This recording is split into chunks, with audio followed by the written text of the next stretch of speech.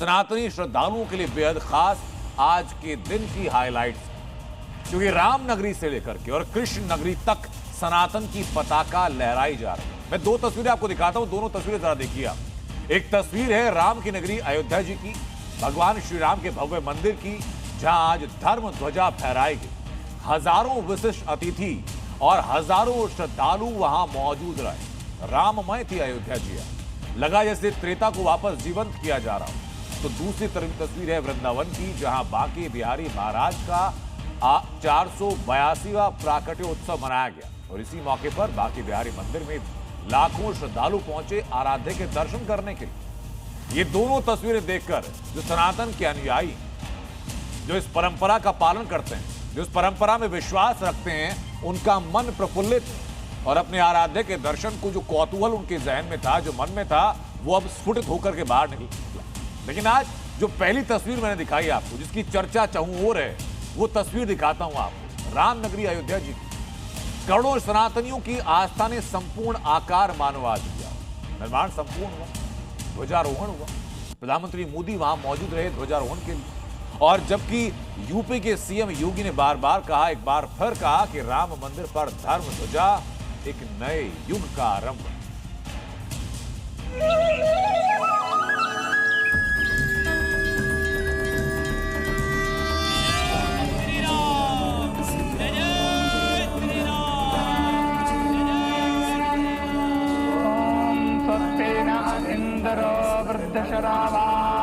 स्वस्ति नः पूषा विश्ववेदाः स्वस्ति नस्तार्क्ष्यो अरिष्टानि। खत्म हुआ सदियों का इंतजार। अयोध्या में संपूर्ण राम मंदिर तैयार, लहराया धर्मध्वज, नए युग का आरंभ। ये दृश्य अद्भुत है, ये पल अलौकिक है, ये अवसर अविस्मरणीय है। देश दुनिया के राम भक्तों के लिए आज एक ऐतिहासिक पल आया, जब अयोध्या में श्री राम जन्मभूमि मंदिर के मुख्य शिखर पर प्रधानमंत्री नरेंद्र मोदी ने केसरिया धर्म ध्वजा फहराई। खुशी से नम आंखों के साथ भाव विभोर होकर कांपते हाथों से पीएम मोदी ने जब अभिजीत मुहूर्त में राम मंदिर पर ध्वजारोहण किया, तो पूरी अयोध्या राम नाम के जयकारों से गूंज उठी। राम मंदिर के शिखर पर यह ध्वजारोहण मंदिर निर्माण के पूर्ण होने की घोषणा है, एक संदेश है कि राम मंदिर का निर्माण कार्य संपूर्ण हो चुका है। ये सिर्फ एक उत्सव नहीं, बल्कि भगवान राम के सही स्थान पर विराजमान होने का प्रमाण है। श्री राम परिवार का दिव्य प्रताप इस धर्म ध्वजा के रूप में इस दिव्यतम भव्यतम मंदिर में प्रतिष्ठापित हुआ है। और साथियों, ये धर्म ध्वजा केवल एक ध्वजा नहीं, ये भारतीय सभ्यता के पुनर्जागरण का ध्वज है।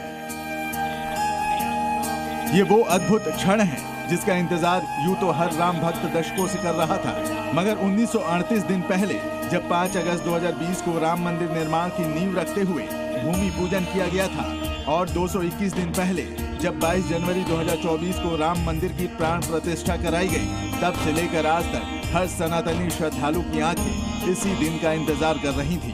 और आज रामलला के भव्य मंदिर पर धर्म ध्वजा शान से लहरा रही है, संकल्प सिद्धि का प्रमाण दे रही है। ये ध्वज संकल्प है, ये ध्वज सफलता है, ये ध्वज संघर्ष से सृजन की गाथा है, ये ध्वज सदियों से चले आ रहे स्वप्नों का साकार स्वरूप है। करीब 7,000 विशिष्ट अतिथियों के साथ पीएम मोदी और आरएसएस प्रमुख मोहन भागवत ने 161 फीट ऊंचे शिखर पर केसरिया धर्म ध्वजा लहराई। और इस पल में वो योगी भी शामिल थे जिन्होंने राम मंदिर की पूर्णता के लिए करीब 63 महीनों का लंबा तप किया, तब जाकर ये गौरव का पल आया। आज का यह दिन हम सब के लिए, हर भारतवासी के लिए, हर सनातन धर्मावलंबी के लिए आत्म गौरव का दिन है अपने व्यस्ततम दिनचर्या से आदरणीय प्रधानमंत्री जी ने इस कार्यक्रम में समय निकाल करके प्रभु श्री राम के भव्य मंदिर में इस केसरिया ध्वज का आरोहण स्वयं अपने कर कमलों से किया है। अयोध्या में राम मंदिर निर्माण के लिए सीएम योगी आदित्यनाथ ने दिन रात एक कर दिया। भूमि पूजन के बाद पिछले 5 साल के दौरान सीएम योगी करीब 50 बार अयोध्या आए। हर एक बार एक एक विकास कार्य का गंभीरता से जायजा लिया। कहीं कमी नजर आई तो उसे दूर करने का निर्देश दिया। तब जाकर रामनगरी में करोड़ों सनातनियों की आस्था का ये केंद्र तैयार हुआ। श्री राम लला की ये पावन नगरी आस्था और आधुनिकता की, आस्था एवं अर्थव्यवस्था के एक नए युग में प्रवेश कर चुकी है। ये वो भावुक पल था जिसके लिए सुबह से ही सैकड़ों हजारों सनातनी श्रद्धालु पल के बिछाए थे। जय जय श्री राम, जय जय श्री राम। हर तरफ राममय माहौल, नाचते गाते भक्त और फूलों से सजी अयोध्या कुछ अलग ही नजर आ रही थी। और इस ऐतिहासिक पल का गवाह बनने के लिए देश विदेश से राम भक्त अयोध्या पहुंचे थे। बिल्कुल राम राज्य जैसा हमें फील हो रहा है। इससे पहले 22 जनवरी प्राण प्रतिष्ठा कार्यक्रम में भी हम यहीं पे मौजूद थे। उस समय मेरा पास था, मैं अंदर भी गया था। तो वो पूरा दृश्य मैंने अपनी आंखों से देखा। आज भी आप लोग इसके साक्षी बने। जी बिल्कुल। प्राण प्रतिष्ठा भी आप कह रहे हैं आपने देखी। गौरव का पल है, बहुत गौरव का पल है ये। हम युवा के जो है अगर कभी भी ऐसा न पल आने वाला है और न आएगा। खोले जाएंगे, राम आएंगे। और जैसे ही राम मंदिर के भव्य शिखर पर ये दिव्य सनातनी पताका लहराई तो मंदिर प्रांगण में मौजूद सैकड़ों ऋषि मुनियों और साधु संतों के साथ साथ पूरी राम नगरी हर्षोल्लास से झूम उठी। ब्यूरो रिपोर्ट, जी मीडिया। अब मैं आपको कुछ तस्वीरें दिखाता हूं जो आज अयोध्या जी की संपूर्ण तस्वीर आपके सामने प्रतिबिंबित कर देगा। ये 5 तस्वीरें जरा आप देखिए।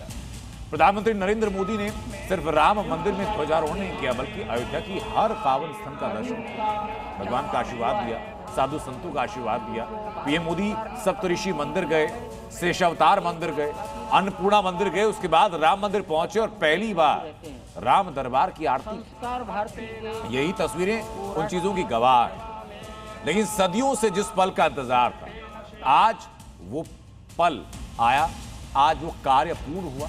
शुभ मुहूर्त निकाला गया था जब अयोध्या जी में शिखर पर केसरिया ध्वजारोहण किया गया। पूरा मंदिर परिसर जय श्री राम के नारों से गूंजा। लेकिन सनातन की इसी गूंज और पीएम मोदी के ध्वजारोहण करने से एक वर्ग है जो बेचैन हो उठा। एक वर्ग है जिसको नजर आई तो सिर्फ राजनीति। उनमें से 2 चेहरे आप पहचान भी रहे हैं। उन्होंने क्या कहा है, क्या किया है, ये आप खुद देखिए।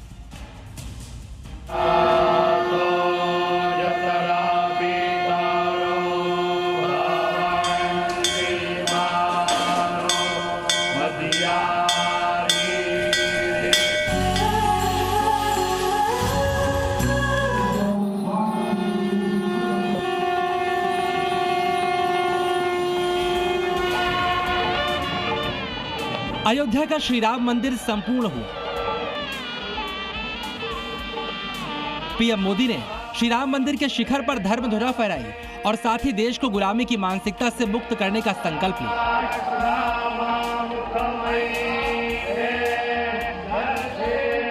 देश को आगे बढ़ना है तो अपनी विरासत पर गर्व करना होगा। साथियों, अपनी विरासत पर गर्व के साथ साथ एक और बात भी महत्वपूर्ण है और वो है गुलामी की मानसिकता से पूरी तरह मुक्ति। इशारों इशारों में पीएम मोदी ने कांग्रेस समेत विपक्षी पार्टियों पर निशाना साधा, जिसके बाद श्री राम मंदिर में पीएम मोदी के ध्वजारोहण करने पर समाजवादी पार्टी ने भी सवाल खड़े कर दिए। हमारा देश लोकतांत्रिक है, संवैधानिक है और यहाँ पर धार्मिक देश नहीं है।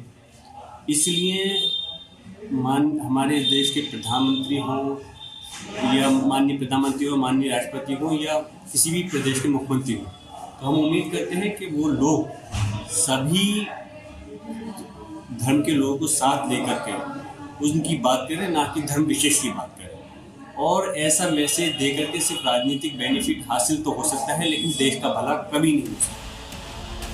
हैरानी इस बात की है कि संभल के सांसद बर्क साहब को पीएम मोदी के अयोध्या में धर्मध्वजा फहराने पर तो एतराज है, मगर बंगाल में बाबरी मस्जिद बनाने को वो मजहबी और संवैधानिक अधिकार बता रहे हैं। इसमें राजनीति नहीं होनी चाहिए। रही बात जहाँ तक धार्मिक स्थल हमारी मस्जिद का निर्माण की बात है, तो इसमें कोई आपत्ति होनी नहीं चाहिए। मस्जिद अल्लाह का घर है और ये हमारा अधिकार, मजहबी अधिकार भी है और हमारा संवैधानिक अधिकार भी है। एक तरफ मुस्लिम समाज के कुछ लोग पीएम मोदी के धर्म ध्वज फहराने पर आपत्ति जाहिर कर रहे हैं, तो दूसरी ओर ऑल इंडिया मुस्लिम जमात के अध्यक्ष मौलाना मुफ्ती शहाबुद्दीन रजवी बरेलवी पीएम मोदी के समर्थन में आ गए। मोदी जी प्रधानमंत्री हैं, उनको ज़्यादा हक बनता है कि वो राम मंदिर पर झंडा लहराएं। समाजवादी पार्टी के लोगों का ये कहना कि प्रधानमंत्री झंडा नहीं लहरा सकते, धर्मगुरु झंडा लहराएं, तो ये सिर्फ और सिर्फ विरोध वाली बात है, विरोध की राजनीति की बात है। भारत में सनातन पक्ष है और कोई पक्ष नहीं है। भारत में भगवान राम के पक्ष के अलावा कोई पक्ष नहीं है। जो अगर आतंकवादी का पक्ष समझते हैं तो वो आतंकवाद के बन सकते। वहीं कांग्रेस ने ध्वजारोहण समारोह में शामिल मेहमानों को लेकर सवाल खड़े किए। हो सकता है कि उनको बेचारों को इसलिए न बुलाया गया हो कि वो दलित हैं, वरना प्रधानमंत्री के कार्यक्रम में सबसे पहला नहीं होता तो वहाँ के लोकल सांसद को जाना चाहिए था। हो सकता है कि ये सोच रही हो कि वो दलित व्यक्ति है, उसको न ले जाके जाए साथ। विवादों से इतर पीएम मोदी ने अयोध्या में धर्म ध्वजा फहराकर ऐलान किया, आज उस यज्ञ की पूर्णाहुति है जिसकी अग्नि 500 साल तक प्रज्वलित रही। ब्यूरो रिपोर्ट, जी मीडिया।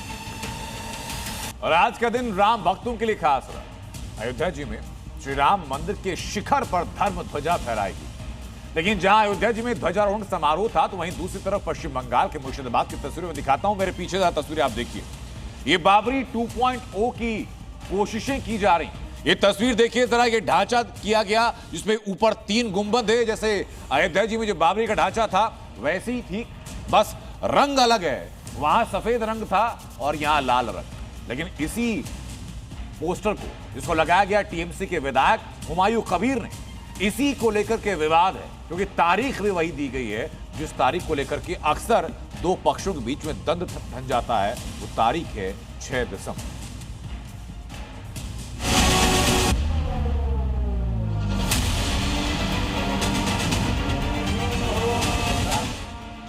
जिस दिन अयोध्या में श्री राम मंदिर के शिखर पर धर्म ध्वजा फहराया गया, सनातनियों ने श्री राम मंदिर के संपूर्ण होने का जश्न मनाया। ठीक उसी दिन पश्चिम बंगाल के मुर्शिदाबाद में नई बाबरी मस्जिद के पोस्टर लगाए गए। ये नई बाबरी मस्जिद को लेकर लगाए गए पोस्टर हैं, जो मुर्शिदाबाद के बेलडांगा में दीवारों पर चस्पा किए गए हैं। पोस्टर में 6 दिसंबर को नई बाबरी मस्जिद की नींव रखे जाने का ऐलान किया गया है। पोस्टर पर ममता बनर्जी के विधायक हुमायूं कबीर का नाम ऑर्गेनाइजर के तौर पर लिखा है। चुनाव का समय है, बाबरी मस्जिद क्यों बनाने की जरूरत है? चुनाव का कोई बात नहीं है। हमारा ये बहुत दिन से माने परिक्रमा है, ये चुनाव के लिए कोई बात नहीं है। ये लोग बोल रहा है चुनाव के लिए कर रहा है, ये सब बीजेपी वाले, ये सब बीजेपी फालतू बात कर रहा है। ये बीजेपी वाला फालतू बात कर रहा है। दादा, बाबरी मस्जिद की जरूरत क्यों पड़ी? ऐसे कर रहा है। मेरा हमारे यहाँ में 2-3 मदरसा भी है। एक तो आलिया मदरसा है, सुरलिया जुलीला मदरसा है, ये मदरसा है, उसका बगल में करेगा। बेलडांगा इलाके में नई बाबरी मस्जिद के शिलान्यास की तैयारियां जोरों से चल रही हैं। इलाके के लोग भी इसमें बढ़ चढ़कर भाग ले रहे हैं। मुर्शिदाबाद जिले के भरतपुर के तृणमूल विधायक हुमायूं कबीर पहले ही ये ऐलान कर चुके हैं कि वो मुर्शिदाबाद में बाबरी मस्जिद की नींव रखेंगे। हुमायूं दादा बना रहे, टीएमसी के विधायक हैं वो, तो राजनीति तो लोग कर रहे हैं। मस्जिद बनने के लिए विधायक आम पब्लिक ऐसा कुछ नहीं है। मस्जिद शुद्ध सिर्फ अल्लाह के घर है, विधायक का घर नहीं है। ये विधायक को बीजेपी जो कह रही है वो झूठ कह रही, गलत कह रही है। बीजेपी जो कह रहा है वो भी तो धर्म को नाम रे बांट रहे। राम श्री रामचंद्र जो भगवान है उसको नाम पे वोट मांग रहा है। एमपी की पूर्व मुख्यमंत्री और भारतीय जनता पार्टी की फायर ब्रांड नेता उमा भारती ने तो यहाँ तक कह दिया कि बाबरी मस्जिद की नई इमारत भी ध्वस्त होगी। ये तो बाबर भी यही सोचता था। हाँ। क्या बोलते हैं, हुमायूं एक नाम था, वो भी यही सोचता था। औरंगजेब तो कहता था कि एक तिलक, एक चोटी, एक जनेऊ नहीं रहने दूंगा। हाँ। और औरंगजेब की हड्डियां तो चींटियां खा गईं और तिलक, चोटी और जनेऊ करोड़ों की संख्या में मौजूद है। या फिर वही होगा जो 6 दिसंबर को घट गया था। इन सब के बीच सवाल ये है कि जब एक तरफ अयोध्या में धर्म ध्वजा फहराया जा रहा था, तो ठीक उसी दिन मुर्शिदाबाद में नई बाबरी मस्जिद के पोस्टर लगाने के पीछे मंशा क्या है? ब्यूरो रिपोर्ट, जी मीडिया। पश्चिम बंगाल में बाबरी को लेकर जंग, तो एसआईआर को लेकर भी हंगामा है। सीएम ममता बनर्जी ने एसआईआर का सिर्फ विरोध नहीं किया, बल्कि पैदल मार्च भी निकाला। ये पैदल मार्च की तस्वीरें हैं और आपको कई मौकों पर यह याद आया होगा कि सीएम ममता बनर्जी जब अपना विरोध प्रदर्शन करना चाहती हैं, पब्लिक डोमेन में कोई संदेश देना चाहती हैं, तो ऐसा ही पैदल मार्च वो निकालती हैं। बीजेपी के बहाने चुनाव आयोग पर भी आज जमकर हमलावर ममता बनर्जी रही और चेतावनी दी कि अगर उन्हें चुनौती दी गई तो बीजेपी की नींव हिला देगी।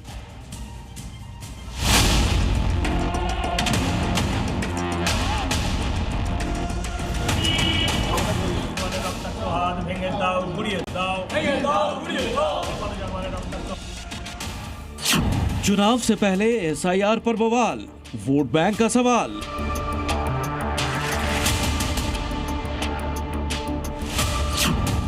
ममता का मैसेज क्लियर, बंगाल में नो एसआईआर।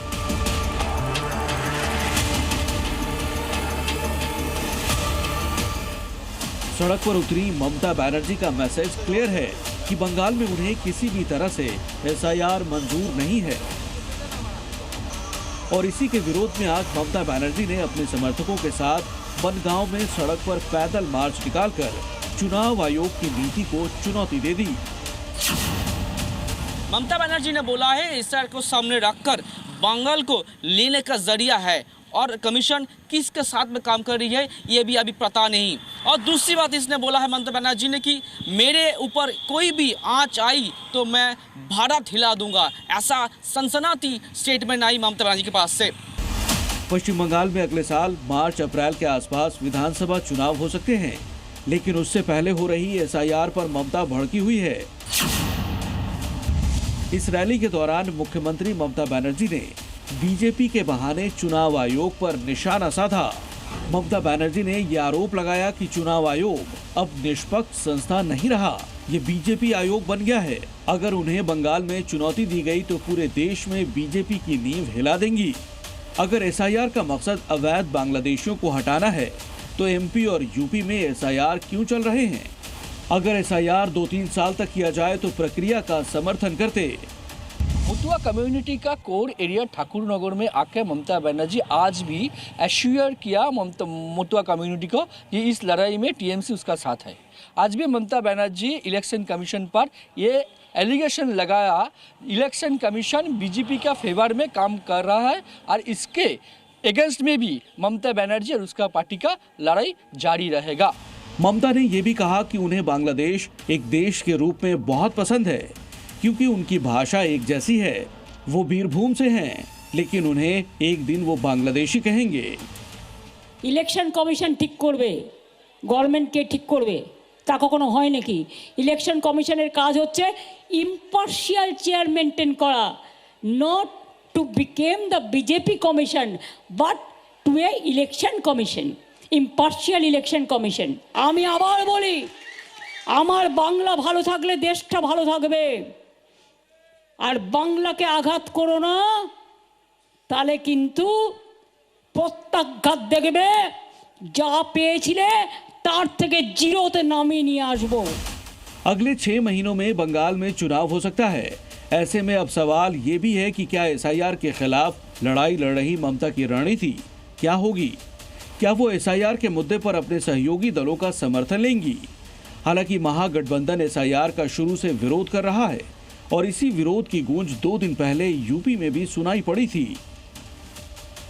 एम्बुलेंस बर्बाद कर दी, पुलिस करप्ट कर दी, किसान की आय दोगुनी नहीं की, मंडी बनाई नहीं, मंडी बर्बाद कर दी। तो जब इनके काम नहीं हुए तो एसआईआर में उलझा करके और 3-4 महीने काटना चाहते हैं।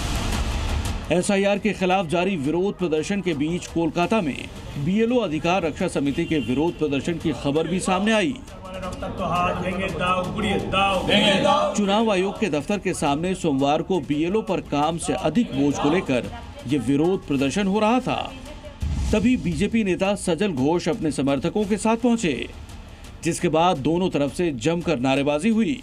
सजल घोष ने प्रदर्शनकारियों को तृणमूल समर्थित संगठन का नेता बताया, जिस पर प्रदर्शनकारियों ने बीजेपी पर मतदाताओं के नाम हटवाने का आरोप लगाया।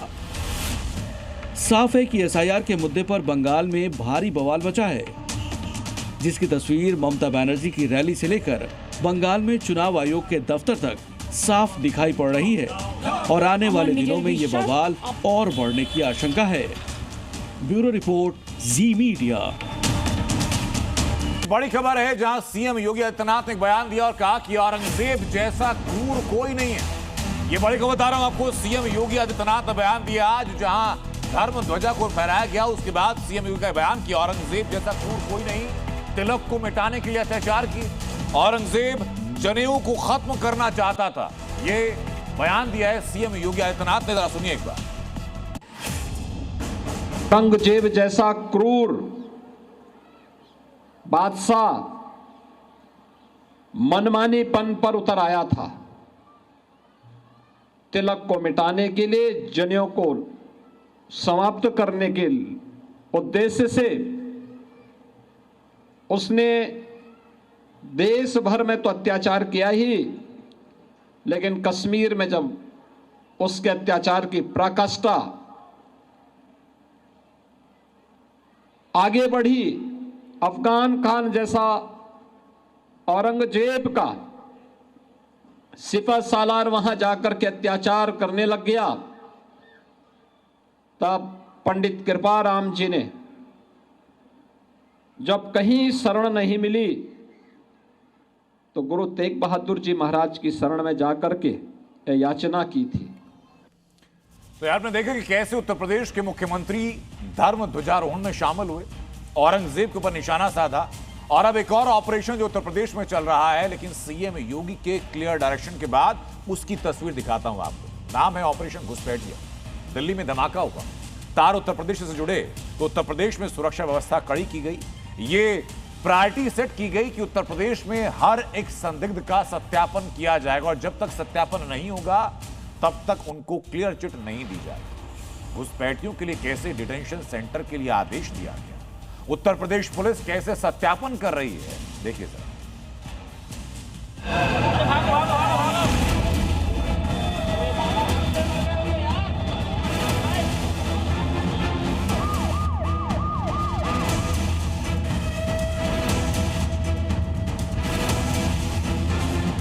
यूपी में योगी का ऑपरेशन घुसपैठिया।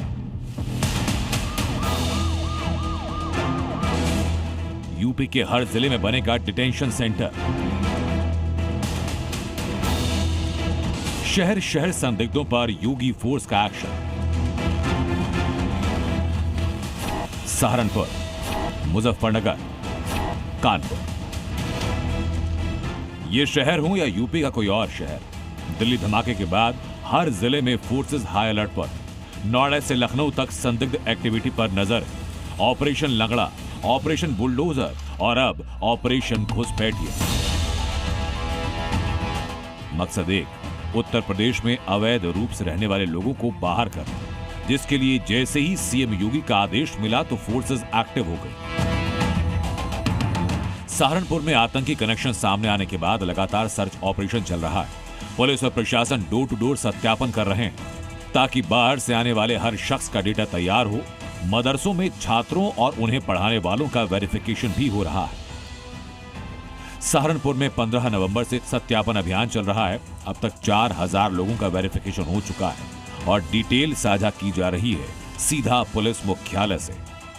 तो मदरसे हैं देवबंद में, वहां पर अलग अलग स्टेट से जो है छात्र आकर यहाँ पर पढ़ रहे हैं। जितने भी छात्र हैं सभी का सत्यापन वहां पर कर रहे हैं। अभी प्रक्रिया चल रही है और जो भी उनका मूल पते का पहचान पत्र है उसे लेकर और उसकी डिटेल्स भरी जा रही है। उधर कानपुर में संदिग्ध घुसपैठियों और रोहिंग्याओं के खिलाफ अभियान है। अब तक 16 बस्तियों में रहने वाले 1000 से ज्यादा की पहचान हुई जो बाहर से यहां आए। इन लोगों के पास झारखंड और बंगाल के आई कार्ड हैं, जिसके बाद आईडी सत्यापन के लिए यूपी पुलिस अलग अलग राज्यों से संपर्क कर रही है। अब यूपी पुलिस की टीमें आसाम, झारखंड और पश्चिम बंगाल जाकर उनकी पड़ताल करेगी ताकि पता चले कि उस राज्य के निवासी हैं या नहीं, और अगर पता फर्जी हुआ तो इनको सीधा डिटेंशन सेंटर भेजा जाएगा। उधर मुजफ्फरनगर में ऑपरेशन घुसपैठिया के दौरान अवैध पटाखा फैक्ट्री का भांडाफोड़ हुआ, जहां 20 किलो केमिकल बरामद हुआ।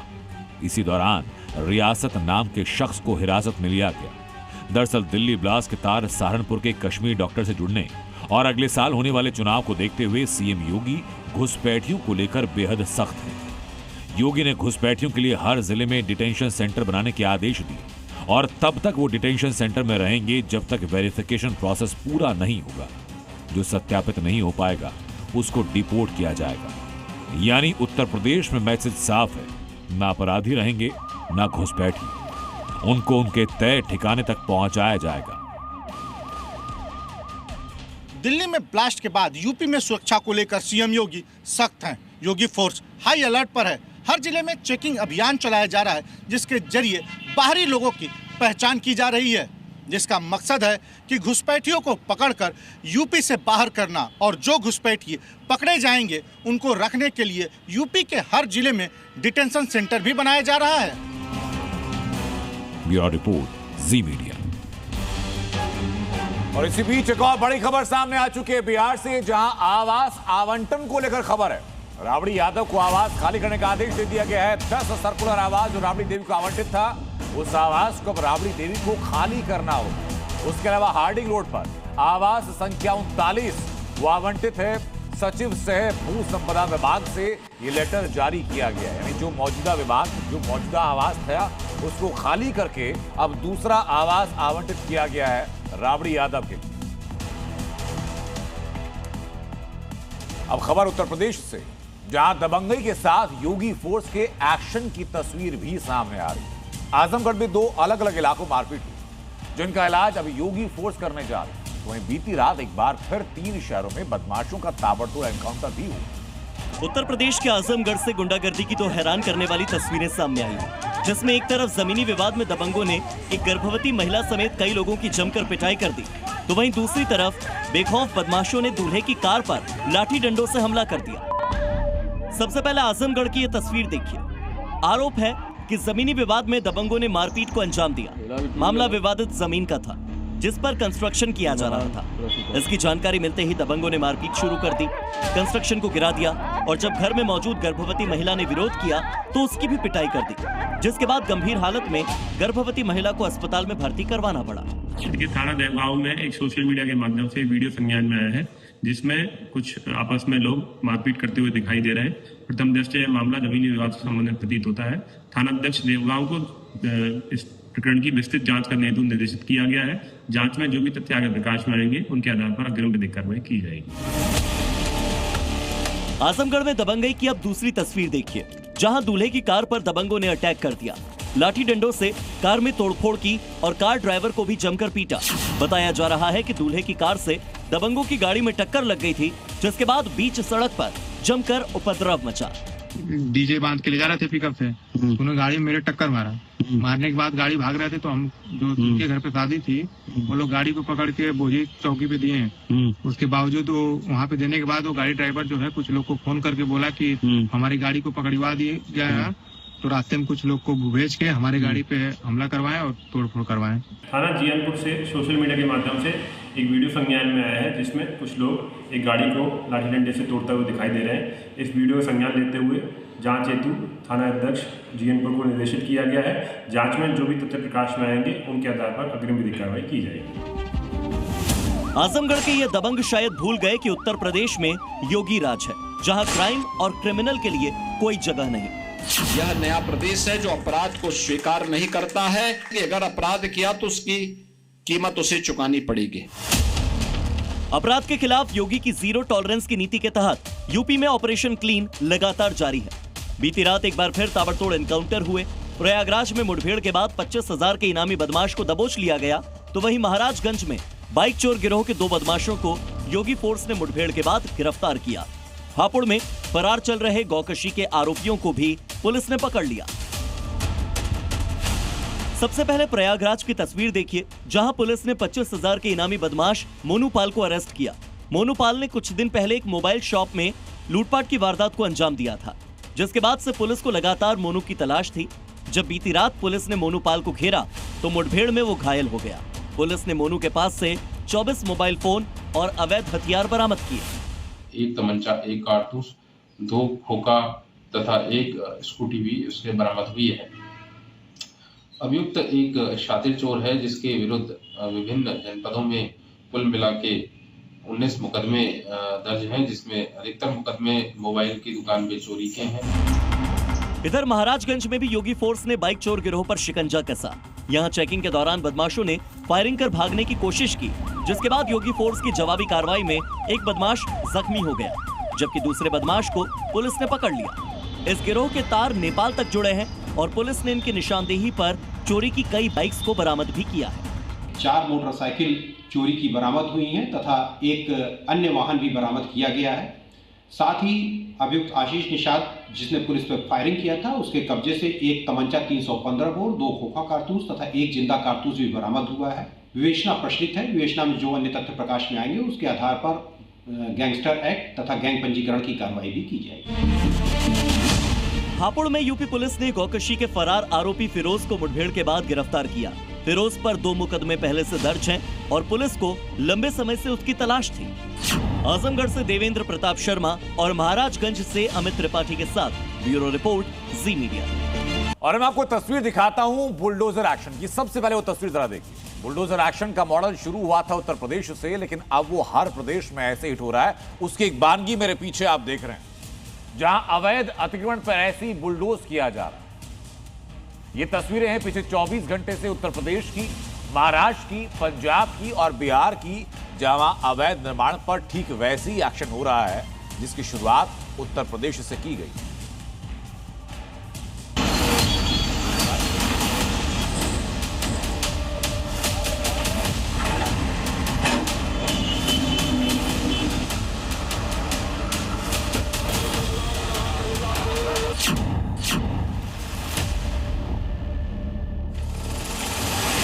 यूपी का अलीगढ़, महाराष्ट्र का छत्रपति संभाजीनगर और पंजाब का पठानकोट। राज्य शहर अलग हैं लेकिन तस्वीर एक जैसी।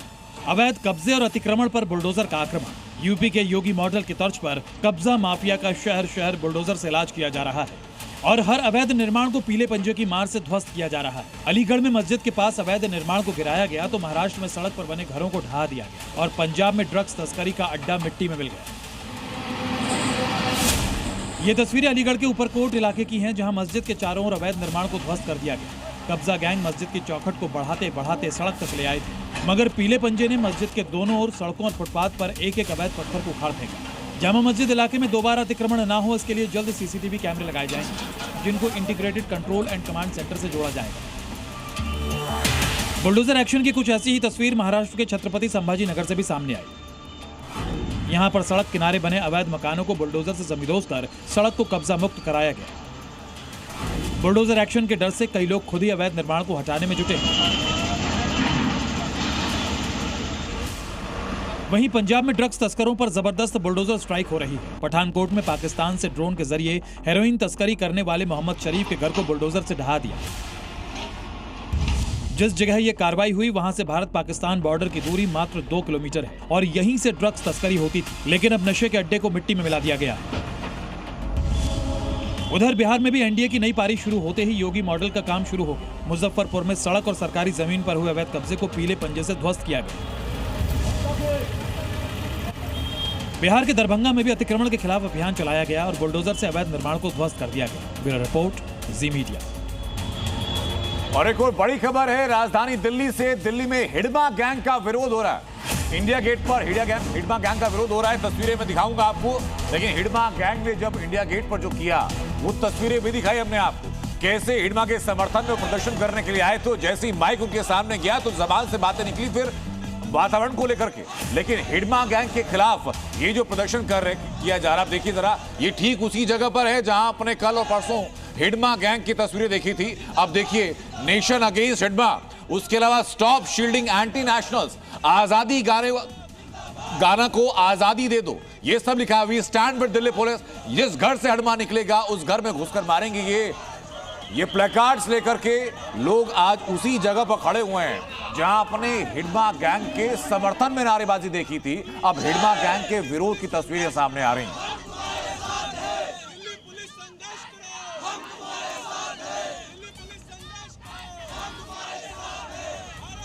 और दिल्ली धमाके के बाद से आपको लगातार हमने बताया कि दिल्ली के धमाके के आतंक के तार कहां जुड़ रहे हैं। वो हरियाणा के फरीदाबाद से जुड़े संदिग्धों के ठिकानों पर एक्शन लगातार जारी है। हरियाणा के नूह की जो रोहिंग्या बस्ती है, वहां भी पुलिस ने सर्च ऑपरेशन चलाया, वहां भी संदिग्धों की तलाश में छापेमारी की गई। फरीदाबाद के अल फलाह यूनिवर्सिटी के पास एक अंडरग्राउंड मदरसे का पर्दाफाश हुआ। ध्यान से सुनिएगा, अंडरग्राउंड मदरसा बाहर से दिखेगा महज 2 फीट का है, लेकिन जमीन के नीचे वो पूरा का पूरा मदरसा बना था। कहा जा रहा कि आतंकियों का मददगार मौलवी इसको अवैध रूप से बना रहा था।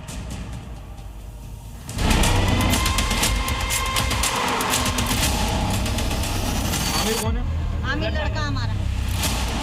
दिल्ली ब्लास्ट के बाद सुरक्षा एजेंसीज का टेरर नेटवर्क के खिलाफ ताबड़तोड़ एक्शन जारी है। ये दोनों तस्वीरें हरियाणा की हैं, जहां व्हाइट कॉलर टेरर मॉड्यूल का पर्दाफाश हुआ था। नूह में रोहिंग्या बस्ती पर पुलिस ने सर्च अभियान चलाकर हर घर की तलाशी ली, ताकि बाहर से आकर रुके लोगों की जांच की जा सके। दूसरी तस्वीर फरीदाबाद की है, जहां अल फलाह यूनिवर्सिटी के पास गैर कानूनी तरीके से बनाए जा रहे एक अंडरग्राउंड मदरसे का खुलासा हुआ। टेरर नेटवर्क पर प्रहार की सबसे पहली तस्वीर हरियाणा के नूह से देखी। नूह वही इलाका है जहां आतंकी उमर दिल्ली ब्लास्ट से पहले 10 दिनों तक किराए का कमरा लेकर रह रहा था।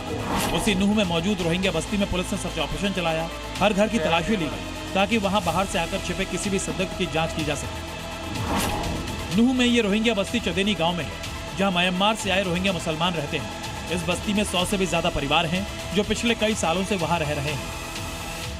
यहाँ पर ये रोहिंग्या मुसलमानों की बस्ती है। यहाँ पर सर्च अभियान चलाया गया है, जिसमें जो यहाँ पर परिवार रह रहे हैं उनके संख्या के बारे में पूछा जा रहा है और हर उस व्यक्ति की पूरी जानकारी ली जा रही है जो यहाँ पर रह रहे हैं।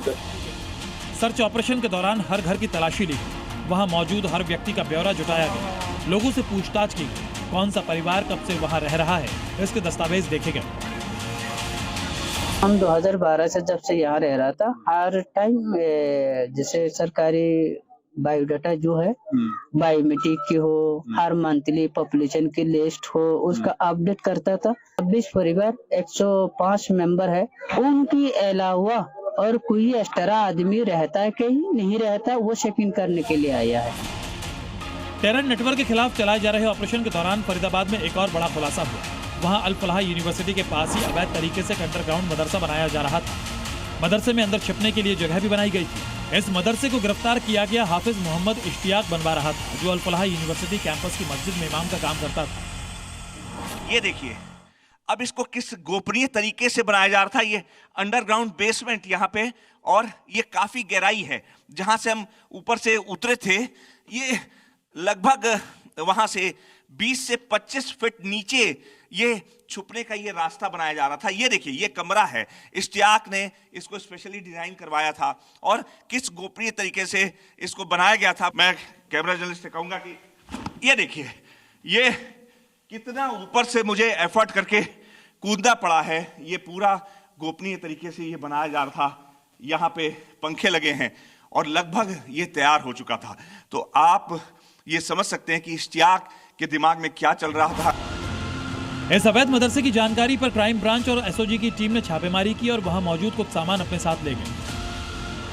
ये वल्लभगढ़ क्राइम ब्रांच और सुरक्षा एनआईए की टीम यहाँ छापा मारी, उसने आके देखा है। यहाँ से कुछ चीजें ले गई, यहाँ से कुछ सामान रखे थे, ये चटाई रखी थी, उसको लेकर गए हैं। ये देखिए, करीब ये प्लिंथ है, ये जो है, ये कंक्रीट की दीवार। यहाँ अंदर इतनी मोटी कंक्रीट की बेस तैयार करने के लिए, बहुमंजिला इमारत के लिए भी इतना बेस नहीं चाहिए होता है। वहीं इलाके के लोगों को भी इस बात की जानकारी नहीं थी कि हाफिज मोहम्मद इश्तियाक टेरर नेटवर्क से जुड़ा था।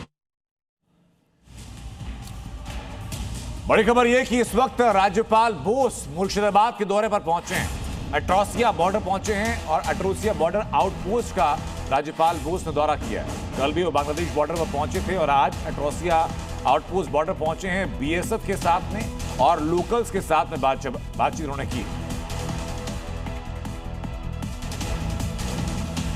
अब खबर दिखाता हूं आपको जम्मू कश्मीर से, जहां टेरर नेटवर्क के खिलाफ सुरक्षा एजेंसीज का बड़ा एक्शन जारी है।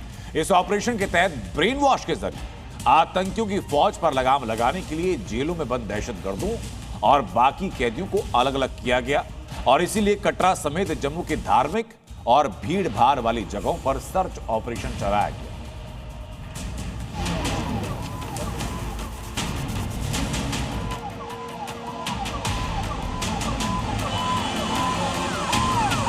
जम्मू कश्मीर में जैश के हमले के अलर्ट के बाद सुरक्षा एजेंसियां पूरी तरह से चाक चौबंद। अंदेशा है कि घाटी में आतंकी किसी बड़ी साजिश को अंजाम दे सकते हैं, कोई बड़ा फिदायीन हमला कर सकते हैं, जिसे देखते हुए चप्पे चप्पे पर सुरक्षा बढ़ाने के साथ ही टेरर नेटवर्क को तोड़ने की कवायद भी तेज हो गई। टेरर नेटवर्क पर प्रहार के लिए सुरक्षा एजेंसियों ने कुछ दिन पहले जम्मू कश्मीर की जेलों में छापेमारी का अभियान चलाया था और अब जेलों से तैयार हो रहे आतंकी फौज को रोकने के लिए बड़ा कदम उठाया गया। जम्मू और श्रीनगर की जेलों में अब आतंकियों की बैरक को अलग कर दिया गया।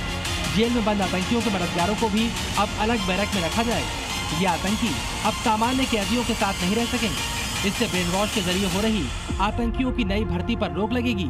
जेल से जो नेटवर्क चल रहा है उसे भी तोड़ने में मदद मिलेगी।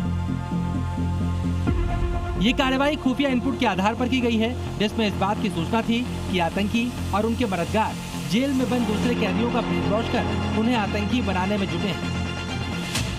जेलों में बंद आतंकी और ओवरग्राउंड वर्कर्स को लेकर जम्मू कश्मीर की सुरक्षा एजेंसियों ने एक बड़ा फैसला लिया है। जितनी भी जेलें जम्मू कश्मीर की हैं उसमें बंद आतंकवादी और ओवरग्राउंड वर्कर्स को अब अलग अलग रखा जाएगा। इसके अलावा ये भी फैसला लिया गया है कि जो दूसरे अपराधी हैं उनको भी यहाँ पर अलग रखा जाएगा। इसका मकसद यही है कि लगातार आतंकी और ओवरग्राउंड वर्कर्स जो दूसरे अपराधियों को रेडिकलाइज कर आतंकवाद में शामिल होने के लिए लगातार प्रयास कर रहे हैं, उसको यहाँ पर रोका जा सके। आतंकी खतरे को देखते हुए वैष्णो देवी में भी सुरक्षा बढ़ा दी गई है। कटरा में पुलिस ने बाजार, bus stand, railway station, parking area और यात्रा पथों पर सुरक्षा बढ़ा दी। साथ ही आने जाने वाले लोगों की तलाशी भी ली गई। यात्रियों की पहचान के साथ ही भीड़ भाड़ वाले इलाकों में डॉग स्क्वाड और मेटल डिटेक्टर के साथ जांच की गई। जम्मू से जी मीडिया के लिए रजत वोहरा की रिपोर्ट। एक तरफ पाकिस्तान बार बार साजिशों के बावजूद हिंदुस्तान से मुंह की खा रहा है, वहीं अब अफगानिस्तान भी उसको पीटने की तैयारी कर रहा है। दोनों मुल्क एक बार फिर जंग की कगार पर। बीती रात पाकिस्तान ने सीज फायर तोड़ा, अफगानिस्तान पर एयर स्ट्राइक की और इसी के बाद तालिबान बदले की तैयारी कर रहा है।